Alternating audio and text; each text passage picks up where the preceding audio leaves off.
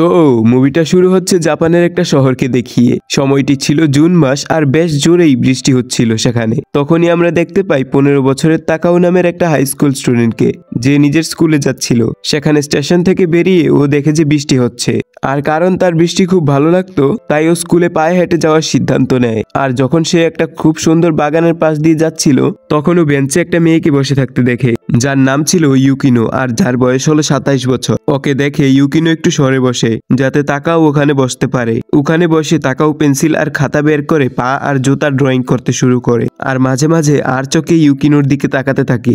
সে দেখতে পায় যে ইউকিনো চকলেট আর বিয়ার একসাথে খাচ্ছে, আর এই বিষয়টা ওর খুব অদ্ভুত লাগে। এর সাথেই ওর এটাও মনে হয় যে ইউকিনোকে আগেও কোথাও সে দেখেছে। এর মধ্যেই তাকাওর রাবারটা নিচে পড়ে যায় আর ইউকিনো সেটা তুলে দেয় এবং সেটার জন্য তাকাও তাকে ধন্যবাদ বলে। তারপর তাকাও ইউকিনোকে জিজ্ঞাসা করে যে ওরা কি আগে কখনো একে অপরকে দেখেছে। আজ 6 দিন হলো আমার গলাটা ভাঙা ছিল, আর আজকে আমার গলাটা ঠিক হয়েছে, আর এখনই আমি ভয়েস দিতে বসে পড়েছি। তো আহা, কি যে ভালো লাগতেছে। এই জন্য ভিডিও আসতেও 2 দিন লেট হয়ে গেছে, আমার এটার জন্য খারাপ লাগতেছে। তো চলো শুরু করা যাক ইউকিনোর থেকে। কিন্তু ইউকিনো বলে যে ওদের আগে কখনোই দেখা হয়নি, যেটা শুনে তাকাও সরি বলে।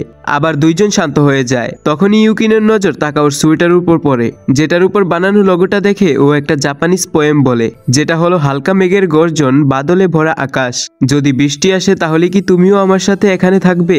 ব্যাস এতটুকু বলে ইউকিনো ওখান থেকে চলে যায়। তারপর পরের সিনে আমাদেরকে দেখানো হয় তাকাও খাবার বানাচ্ছে। তখনই ওর ভাই বাড়িতে আসে ও তাকাওকে ওর মায়ের কথা জিজ্ঞাসা করে যে তিনি কোথায়। তাকাও বলে যে তিনি বাড়ি ছেড়ে চলে গেছেন, আর উনি একটা লেটার লিখে গেছেন যে ওনাকে যেন কেউ খোঁজার চেষ্টা না করে। যেটা শুনে তাকাওয়ের ভাই বলে যে ঠিক আছে, কিছুদিন ওনাকে ওনার বয়ফ্রেন্ডের কাছেই থাকতে দে, উনি নিজে নিজেই বাড়িতে চলে আসবেন।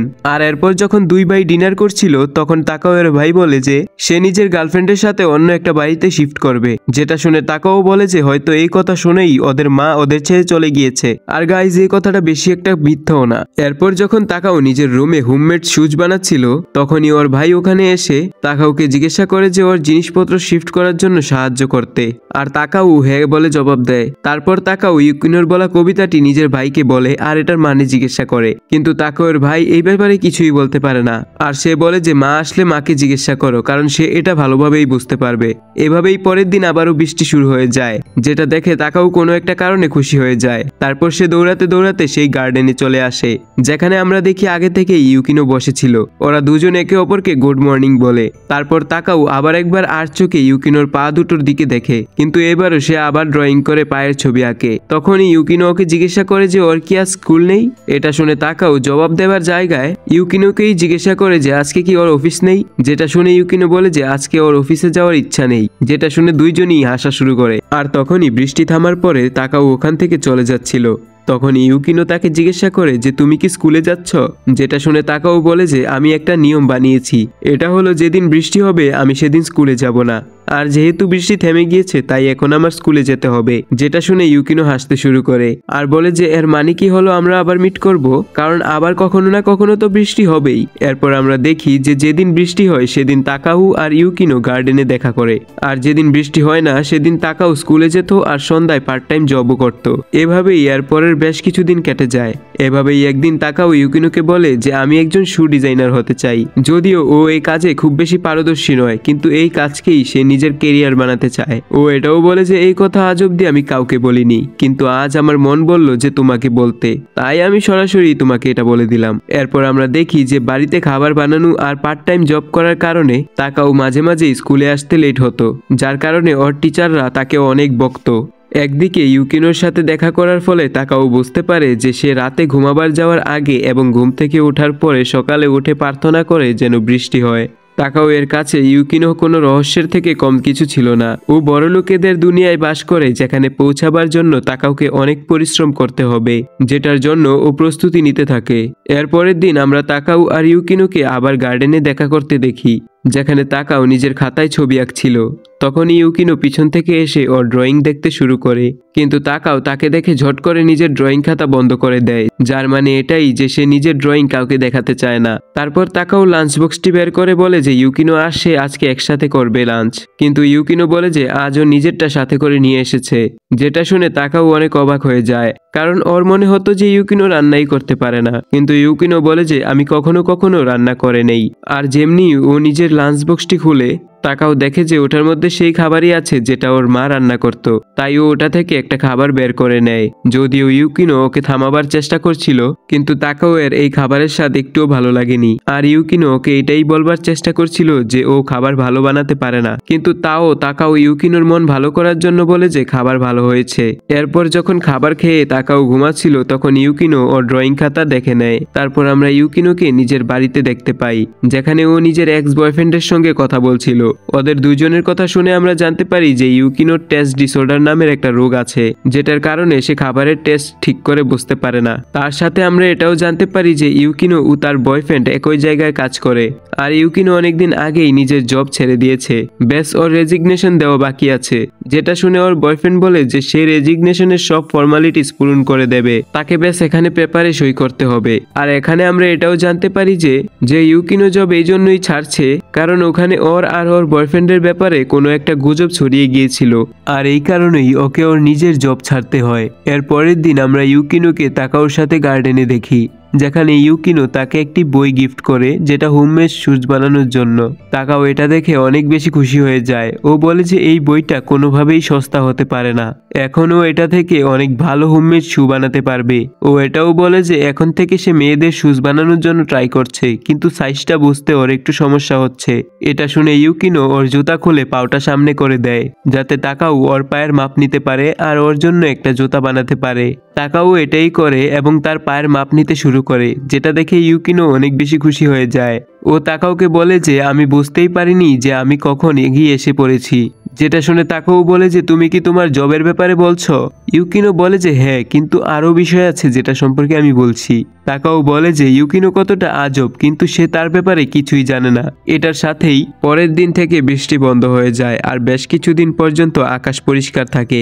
ইউকিনো মনে মনে এটা ভেবে খুশি হয় যে তাকাও এখন স্কুলে যাচ্ছে, কিন্তু তাও সে উপরওয়ালার কাছে প্রার্থনা করে যেন বৃষ্টি কখনো না থামে। আর এদিকে আমাদের তাকাও নিজের ভাইয়ের শিফটিং এ সাহায্য করছিল, আর সে এখান থেকে বেরিয়ে যাওয়ার পর ওর ভাই ওর গার্লফ্রেন্ডকে বলে যে তাকাও হোমমেড শুজ বানানোর কাজ করে। যেটা শুনে ওর গার্লফ্রেন্ড অনেক খুশি হয়ে যায়, কারণ এই কাজটা খুবই ভালো। কিন্তু তাকাওর ভাই বলে যে এটা বেশ ওর ইচ্ছা, কিন্তু এটাকে ও নিজের কেরিয়ার বানাতে পারবে না, আর খুব তাড়াতাড়ি ও সেটা বুঝতে পেরে যাবে। এরপর সামার ভ্যাকেশন শুরু হয়। তাকাও আরো বেশি পার্ট টাইম জব করতে শুরু করে, যাতে হোমমেড শুজ বানানোর জন্য জরুরি জিনিসপত্র কিনতে পারে।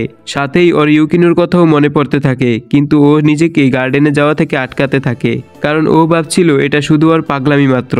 এদিকে আমরা ইউকিনোকে দেখতে পাই যে খুবই উদাস থাকতো, তারই সাথে সে ভাবছিল যে এবার ওকে ওর জীবনে এগিয়ে যেতে হবে। এরপর আমরা ইউকিনোকে গার্ডেনে বসে বিয়ার খেতে দেখি।